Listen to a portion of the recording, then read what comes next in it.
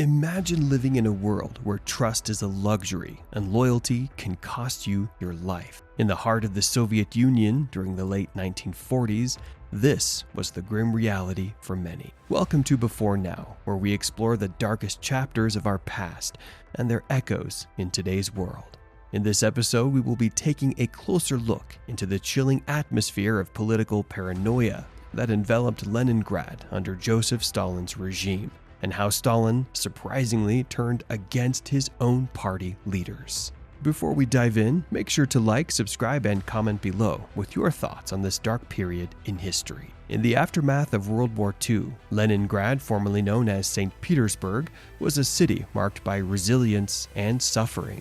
The siege during the war had left deep scars, but it also fostered a sense of pride among its citizens. However, this pride was met with suspicion from Stalin, who viewed Leningraders as potential threats to his power. He harbored deep-seated fears that the spirited nature of Leningraders could lead to dissent. He believed that a faction loyal to Zhdanov might rise against him, prompting a preemptive strike against his perceived enemies. Andrei Alexandrovich Zhdanov was a key figure in Soviet politics. Born in 1896, he rose through the ranks of the Communist Party, eventually becoming the political boss of Leningrad. His leadership during the siege of Leningrad earned him significant respect. However, his close association with Stalin would later become a double-edged sword. Zhdanov was not just a military leader, he also played a crucial role in shaping Soviet cultural policy post-war, and his sudden death in August 1948 marked a pivotal moment in Soviet politics, which in turn left a power vacuum that his rivals were eager to exploit. The Great Purge, also known as the Great Terror, marks a period of extreme persecution and oppression in the Soviet Union during the late 1930s. While previous purges under Stalin involved the persecutions of kulaks, wealthy peasants, nepmen, people who engaged in private enterprise during the new economic policy of the 1920s, clergymen, and former oppositionists, the Great Purge is characterized by imprisonments and executions, not only of these usual suspects, but of communist leaders and party members, members of the Red Army, and the intelligentsia in great numbers. In fact, research has shown that Stalin's paranoia played a significant role in this purge, consequently instituting a new type of terror in which the boundaries of those oppressed were practically non-existent, of which any stain on the record, including mere association with a perceived enemy, brought one under suspicion of the NKVD, the Soviet secret police. So-called enemies of the people were charged with treason, wrecking, espionage, and more.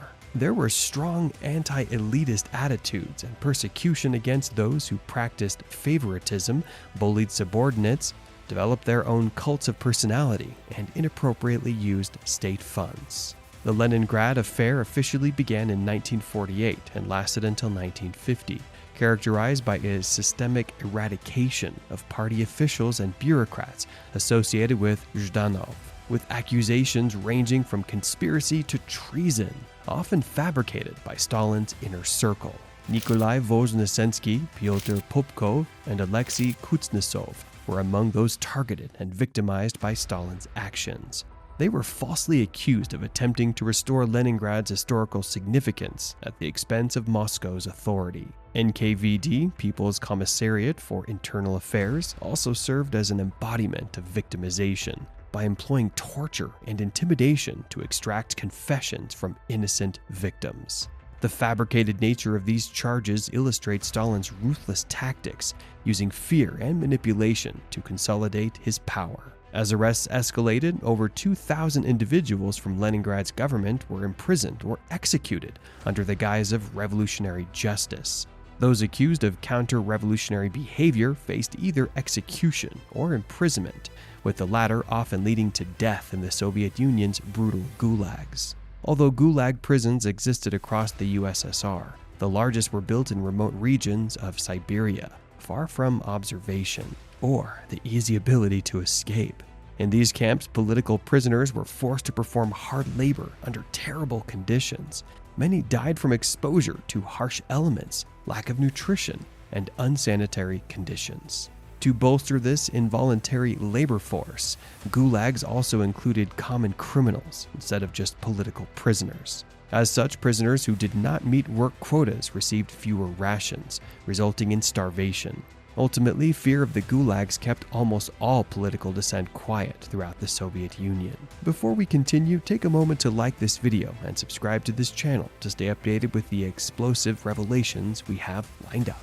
Moving on, between the year 1937 and 1938, some 35,000 Red Army officers were removed from their posts. Central to this purge were figures like Lavrentiy Beria and Georgy Malenkov, whose influence was crucial in convincing Stalin that these accusations were legitimate.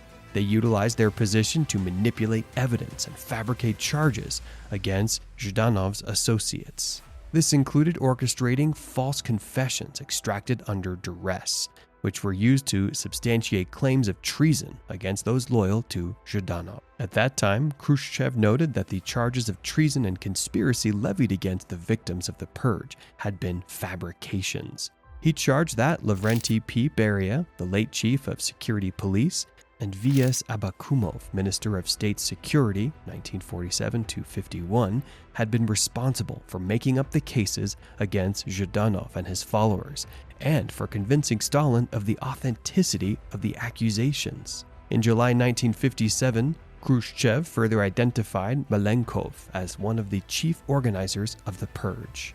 Abakumov was executed in December 1954 for his role in the affair, and Khrushchev effectively exploited Malenkov's involvement to consolidate his own hold on the party leadership. The psychological toll on those involved was immense. Party members lived in constant fear of being denounced by their peers, creating an environment rife with paranoia and distrust. It stifled creativity and expression, as artists and intellectuals also faced persecution for perceived dissent. On the other hand, the cultural landscape of Leningrad was marred by trauma, with significant figures like Dmitry Shostakovich reflecting the city's suffering in works such as his Seventh Symphony, symbolizing resilience amid oppression. This era left a lasting scar on the city's identity and cultural heritage, and not only did it decimate Leningrad's leadership, but it also served as a chilling reminder of Stalin's willingness to sacrifice even his closest allies for absolute control. Fortunately for Soviet Jews, many of whom would likely be persecuted or deported, Stalin's death on March 4, 1953 prevented this political purge. Although Lavrentiy Beria, Stalin's NKVD director, briefly emerged as the national leader, it was Nikita Khrushchev who became the singular leader of the USSR by 1956. On February 26, 1956, the new premier launched a blistering attack on Stalin as a bloodthirsty tyrant. The speech, entitled On the Cult of Personality and Its Consequences, criticized the excuses of the violent purges of the 1930s and the destruction of all other members of the Bolshevik or Old Guard, aside from Stalin himself. The sudden denunciation of Stalin was so alarming and surprising that, allegedly, some members of the party Congress even fainted. Following his denunciation of Stalin, which was unthinkable previously, Khrushchev embarked on a liberalization of policies. The Khrushchev thaw saw Soviet citizens enjoy greater freedoms than in the past, including access to non-communist poetry and foreign artists and literature. Thousands of political prisoners from the Stalin era, 1925 to 1953, were released. Much of this had actually began in 1953, right after Stalin's death. Lavrentiy Beria, who had been feared as NKVD director, began this liberalization by granting amnesty for many prisoners and freeing those implicated in the trumped-up doctors' plot. Across the USSR, statues of Stalin were removed as part of reversing the cult of personality the dictator had encouraged during his reign. Beria, who had been named NKVD director in November 1938, at the end of the Great Purge, was executed for his bloodthirstiness, including personally and torturing those he ordered arrested and brought to him. Stalin's most ruthless henchmen were disposed of by the new Khrushchev regime, although Khrushchev himself was allegedly complicit in at least some of Stalin's purges. Despite the Khrushchev thaw of the mid to late 1950s, a harder edge would re-emerge during the Cold War, when the USSR and the United States clashed over aerial spying, the Berlin Wall, and missiles in Cuba between 1960 and 1962. In reflecting on this dark history, we see parallels in today's world, where political strife can lead to similar consequences. The lessons learned from the Leningrad Affair remind us of the importance of vigilance against tyranny and the value of genuine loyalty in leadership. Join us next time as we continue exploring history's most impactful moments.